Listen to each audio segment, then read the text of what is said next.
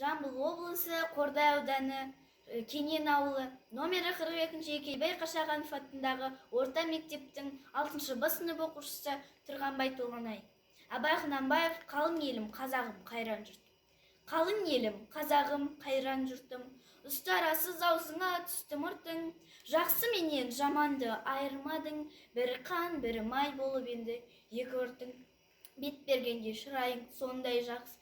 Қайдан ғана бұзылды сартша сыртың. Ұқпайсың өз сөзіңнен басқа сөзді. Аузымен орақ ұрған өңкей қыртың. Өзімдікі дей алмай өз малыңды.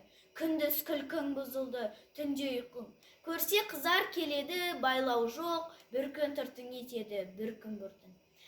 Бас-басына би болған өңкей қиқым. Мінекей бұзған жоқ па елдің сыйқын.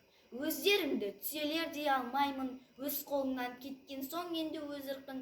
Ағайын жоқ нәрседен етер бұртың. Оның да алған жоқ па құдай құлқын. Бірлік жоқ, береке жоқ, шын пейіл жоқ. Сапырылды байлығың баққан жылқың.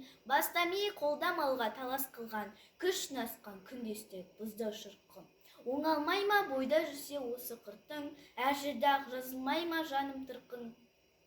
Қай жерден көңілге қуат қылдық, қыр артылмас болған соң мінсе қырқын. Таянақсыз, байлаусыз байқұс қылпың.